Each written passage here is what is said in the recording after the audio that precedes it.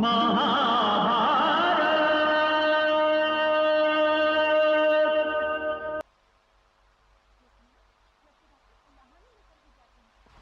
अब कुलगुरु कृपाचार्य समारोह को आरंभ करने के लिए उठे हैं।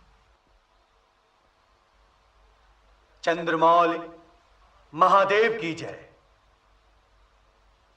हस्तिनापुर की जय, हस्तिनापुर के निवासियों की जय, जय गंगा पुत्र भीष्म की, जय महाराजाधिराज धृतराष्ट्र की, जय आचार्य द्रोण की। इससे पहले कि यह समारोह आरंभ हो, मैं आप सबसे निवेदन करना चाहता हूं कि ये कोई क्रीड़ा स्थान या लीलागृह नहीं है और ना ही आपके मनोरंजन के लिए यहां कोई खेल खेला जाने वाला है। आज हस्तिनापुर अपनी कोटि कोटि आंखों से स्वयं देखेगा कि उसका भविष्य जिन राजकुमारों के हाथों में जाने वाला है वो गुरुकुल से क्या सीख कर आए हैं। इसलिए ये समारोह नहीं, हस्तिनापुर के राजकुमारों के लिए परीक्षा का आंगन है। सबसे पहले मैं ज्येष्ठ राजकुमार युधिष्ठिर को आमंत्रित करता हूं।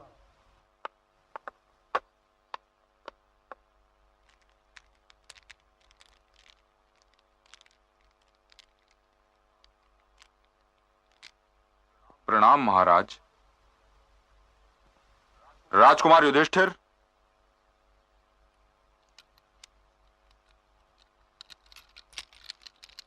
महाराज को अपना परिचय दो। राजकुमार, मैं ज्येष्ठ पांडुपुत्र युधिष्ठिर हूं महाराज। महाराज कुंती भोज मेरे नाना श्री हैं और स्वयं महाराज मेरे तात। हमने तो सुना है कि हमारा ये पुत्र बहुत लंबा है कुंती।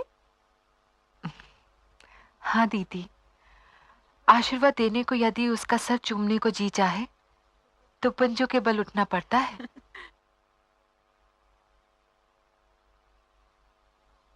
दीदी, युधिष्ठिर आपको प्रणाम कर रहा है।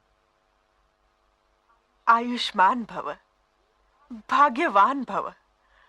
ज्येष्ठ राजकुमार युधिष्ठिर ने अपने लिए भाले का चयन किया है, तो इनके सारे अनुज भ्राता चारों ओर से इन पर आक्रमण करेंगे और ये अकेले ही उन सब का सामना करेंगे।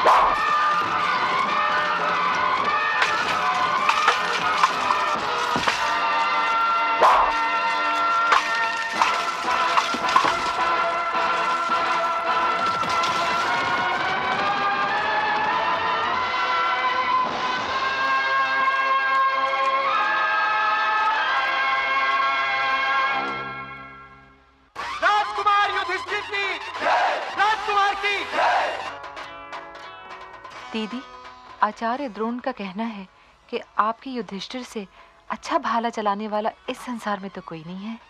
यदि आचार्य द्रोण ऐसा कह रहे हैं तो यही सत्य होगा कुंती। अब कौन आ रहा है? अश्वत्थामा भीम और दुर्योधन को ला रहे हैं। दीदी, ऐसा लगता है ये दोनों जो साथ साथ हाथ लगाएं तो पृथ्वी को उठा लें।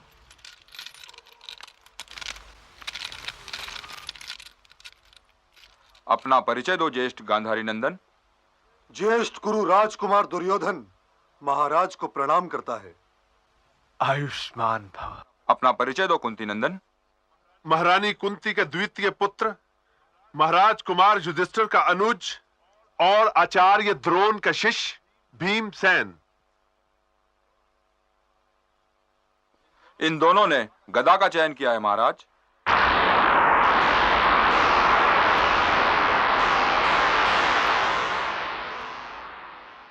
गदा युद्ध आरंभ हो। किस सोच में पड़ गए आचार्य? क्या आप अपने प्रिय शिष्य को इस योग्य नहीं समझते कि वो मेरा सामना कर सके? ये देखिए, मेरे पास धनुष भी है और तुनीर में वाण भी, और मैं इस भरी रंगभूमि में आपके शिष्य अर्जुन को ललकार रहा हूं। इस प्रतियोगिता के पश्चात स्वयं हस्तिनापुर यह निर्णय लेगा कि सर्वश्रेष्ठ धनुर्धर कौन है। यदि आज्ञा हो तो मैं अपने बाणों से इस अभिमानी के होठों को सी दो गुरुदेव। अर्जुन, क्षमा चाहता हूं कुलगुरु। आगे आओ धनुर्धर। ये कुरुकुल के राजकुमारों की रंगभूमि है धनुर्धर। गुरुकुल के गुरुदेव, रंगभूमि सार्वजनिक है और मैं इस रंगभूमि में सार्वजनिक घोषणा करता हूं कि या तो मुझे सर्वश्रेष्ठ धनुर्धर घोषित किया जाए या फिर कुरुकुल का सर्वश्रेष्ठ धनुर्धर मेरे साथ द्वंद्व युद्ध करके यह सिद्ध करे कि वो सर्वश्रेष्ठ धनुर्धर कहलाने के योग्य है। धनुर्धर, जिस धनुर्धर को तुमने ललकारा है, पहले मैं उससे तुम्हारा परिचय करवा दूं। ये चंद्रवंशी राजकुमार अर्जुन है, जो महाराज पांडु का पुत्र है, महारानी कुंती जिसकी माता है, और आचार्य द्रोण जिसके गुरु। अब तुम बताओ धनुर्धर, तुम्हारा परिचय क्या है?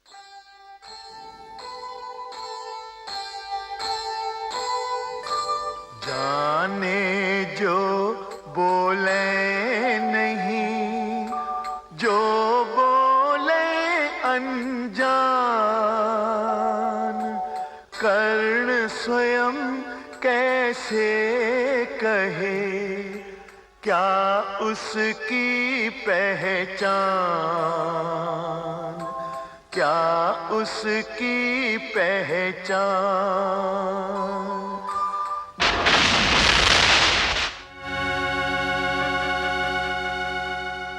धनुर्धारी, लगता है तुमने मेरा प्रश्न सुना नहीं। मैंने अभी अभी अर्जुन का परिचय देकर तुमसे पूछा था कि तुम्हारा परिचय क्या है, तुम किस वंश के हो? मेरा धनुष मेरा परिचय है और बाण मेरी पहचान है। इतने परिचय से रणभूमि में तो काम चल सकता है धनुर्धर, परंतु रंगभूमि में नहीं। यदि तुम क्षत्रिय राजकुमार नहीं हो तो इस रंगभूमि में अर्जुन को नहीं ललकार सकते। इसलिए या तो अपना परिचय दो या फिर शांत हो जाओ। ये आप क्या कह रहे हैं कुलगुरु? सूर्य स्वयं अपनी पहचान है, चंद्रमा स्वयं अपना परिचय है।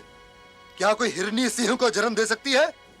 यह निसंदेह क्षत्रिय है और इसे किसी वीर माता ने ही जन्म दिया है। ये मैंने कब कहा कि ये क्षत्रिय नहीं है? लेकिन नियम फिर भी नियम होते हैं। द्वंद्व युद्ध के लिए किसी राजकुमार को राजकुमार या फिर राजा ही ललकार सकता है। और कोई अपने माता पिता का परिचय देने से घबराए ही क्यों?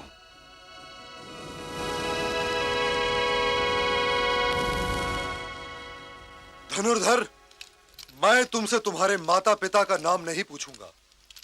मैं तुमसे यह भी नहीं पूछूंगा कि तुम किसके वंशज हो। मेरे लिए तुम्हारा इतना परिचय ही बहुत है कि तुम केवल वीर ही नहीं, महावीर हो, और तुम्हें किसी और परिचय की आवश्यकता भी नहीं है। परंतु यदि कुल गुरु ये कह रहे हैं कि नियम के अनुसार अर्जुन को ललकारने का अधिकार तुम्हें तभी प्राप्त हो सकता है जब तुम ये सिद्ध कर दो कि तुम राजा हो या राजकुमार, तो यही सही। मैं तो कभी सोच भी नहीं सकता था कुलगुरु कि कभी वो दिन भी आ सकता है जब हस्तिनापुर अपने आंगन में खड़े हुए किसी महावीर के लिए आंखें बिछाने की जगह उसका अपमान करेगा। परंतु आज का दिन वही दिन है और मैं ये कभी सहन नहीं कर सकता। मैं नहीं जानता कुलगुरु कि ये धनुर्धर कौन है, पर मैं इतना अवश्य जानता हूं कि ये वीर पुत्र है। और आप सबके संतोष के लिए आज मैं अपने उन अधिकारों का प्रयोग करूंगा जो मुझे मेरे पूज्य पिताश्री से मिले हुए हैं और पितामह जिनके साक्षी हैं। तुम्हारा नाम क्या है धनुर्धर? मेरा नाम कर्ण है। अंग देश का राज्य मेरे अधिकार में है कुलगुरु, और मैं आज अपने मित्र कर्ण को अंग देश का राजा बनाता हूं। अंगराज कर्ण की जय।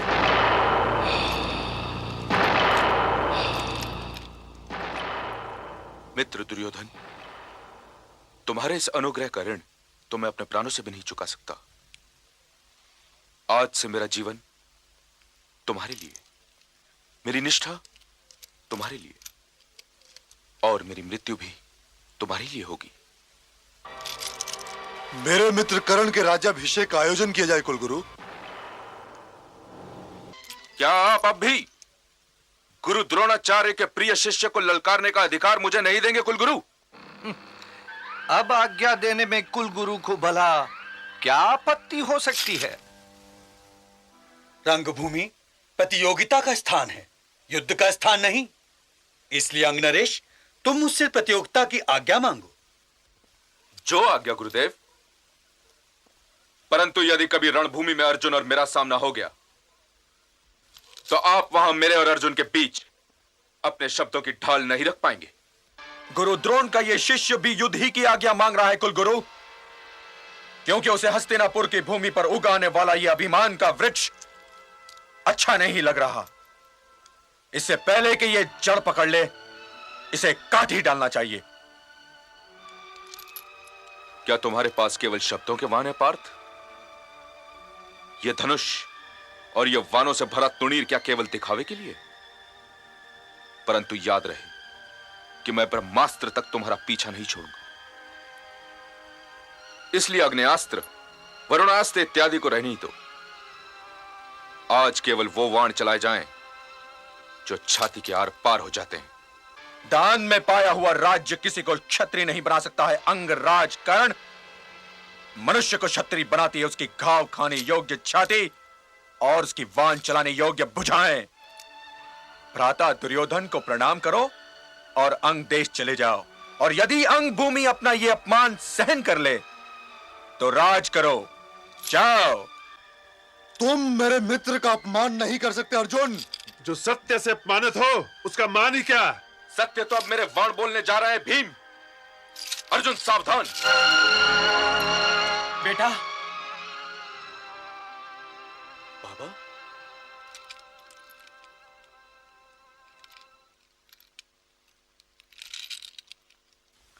विदुर।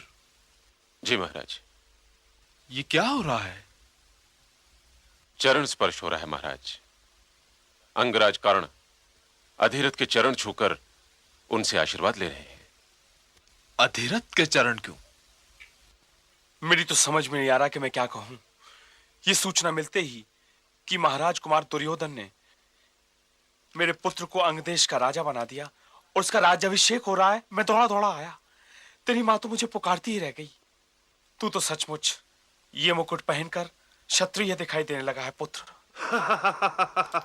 ये सूत पुत्र है, इसके हाथ में कशा दो दुर्योधन और इससे अपना रथ रखवाओ। आ जाओ अर्जुन, ये तुम्हारे हाथों आने वाली मृत्यु के योग्य नहीं। ऋषियों के गोत्र और नदियों के स्रोत को कौन देखता है भीम? और यह भी मत भूलो कि तुम सबके जन्म के विषय में भी अटपटे प्रश्न किए जा सकते हैं। मैं तो सूत पुत्र नहीं हूं। कर्ण ने तो केवल अर्जुन को ललकारा था। मैं तुम पांचों भाइयों को ललकारता हूं। आओ और अपना सिंहत्व सिद्ध करो। सूर्यास्त के पश्चात युद्ध सत्य धर्म के विरुद्ध है। समारोह का समापन हो।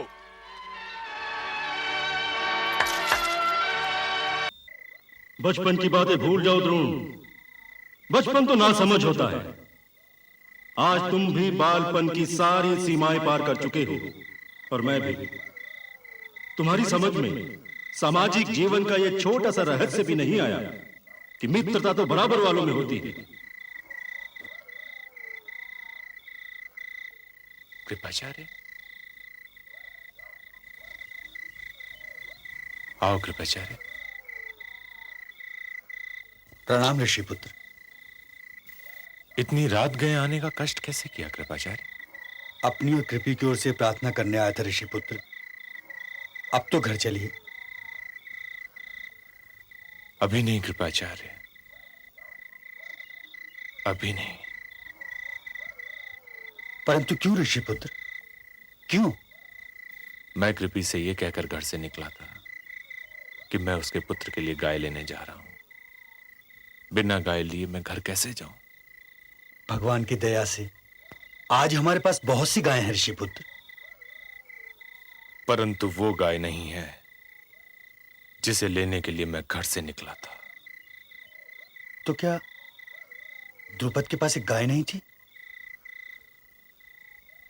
उसके पास गाय भी थी और अपमान भी। उसने गाय तो ना दी, अपमान बहुत दिया। अपमान? हाँ, वो दृश्य आज भी मेरे सामने है। मैं अब भी देख रहा हूं। द्रुपद मेरी ओर ऐसे देख रहा था जैसे वर्ण छाती के आर पार हो जाता है। बचपन की बातें भूल जाओ द्रोण। बचपन तो ना समझ होता है। आज तुम भी बालपन की सारी सीमाएं पार कर चुके हो और मैं भी। तुम्हारी समझ में सामाजिक जीवन का यह छोटा सा रहस्य भी नहीं आया कि मित्रता तो बराबर वालों में होती है। मित्रता का अधिकार जताए बिना तुम कुछ भी मांगो। तुम एक ब्राह्मण हो, मैं तुम्हें निराश नहीं करूंगा। बचपन की बातें भूल जाओ। पर आपने वहीं पर द्रुपद को उसकी असभ्यता का दंड क्यों नहीं दे दिया ऋषिपुत्र? यदि वो कोई शत्रु होता तो अवश्य दंड देता।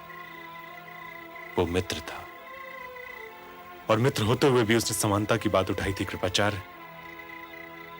उसने कहा, ब्राह्मण होने के नाते दान में जो चाहे मांग लो। परंतु तुमने ये सोचा कैसे कि तुम मेरे मित्र भी हो सकते हो? मित्रता बराबर वालों में होती है और यदि मैं उसे बराबर वाला समझता तो अवश्य दंड देता। परंतु अब दंड देने की घड़ी आ गई है। अब तुम जाओ कृपाचार्य, मेरे शिष्य आते ही होंगे। जो आज्ञा ऋषिपुत्र।